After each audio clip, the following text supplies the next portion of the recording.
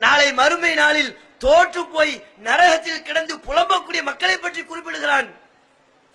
யௌம துகல்லபு வுஜூஹுஹும் ஃபின்னார், அந்நாளில் சில முகங்கள் நரையில் போட்டு வாட்டி வதைக்கப்படும். யகூலுன யா லைத்தனா அதானல்லாஹு வ அதான ரசூல், நாங்கள் அல்லாஹ்வுக்கு கட்டுப்பட்டிருக்க கூடாதா, அல்லாஹ்வின் தூதருக்கு கட்டுப்பட்டிருக்க கூடாதா, இந்த நபி வழி பிரகாரம் நான் நடந்திருக்க கூடாதா என்று நரகவாதிகள் புலம்புவார்கள்.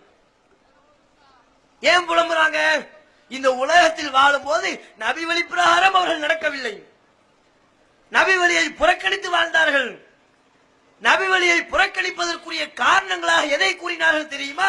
அல்லாஹ்வே சொல்லி தருகிறான், இன்னா அத்தானா சாதத்தனா வ குபரானா, எங்களில் உள்ள தலைவர்களுக்கு நாங்கள் கட்டுப்பட்டோம், எங்களில் உள்ள முன்னோர்களுக்கு நாங்கள் கட்டுப்பட்டோம்.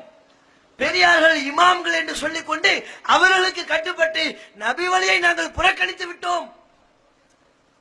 ஆதலால் நரகத்தில் கிடந்து புலம்புவதாக எல்லாம் உள்ள ஏக இறைவன் தெரிவிக்கிறான். அந்த புலம்பலுக்குரிய மக்களாக நம்முடைய சமுதாயம் ஆகிவிடும்.